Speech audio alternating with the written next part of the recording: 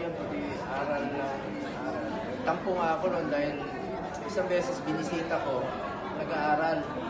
Sabi ko, anak, dali, usap mo tayo. Lumabas din sa TV. Sabi ko, usap muna tayo. Namimiss na kita.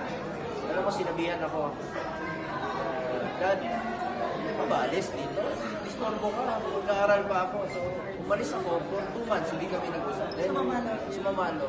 Siguro, nakita rin natin yung resulta dahil sobrang talagang dedicated. So, nawala na yung nagtanong po, sir? Nagmana ka kasi naman. Siya puro aral. Sabi ko, haluan mo muna ng konting. Sir, kanina nagmana. Parang hindi. Wala pinagmana. Walang pinagmana. Hindi ako gano'n nun.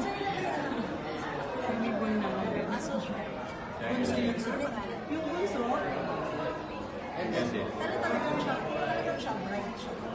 Victoria na yun siya.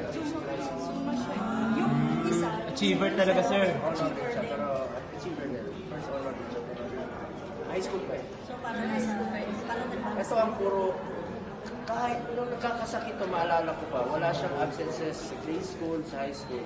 So, naglalagnat siya kahit na 39 na yung lagnat niya, hindi nag-absent. Yun lang ang nakita na.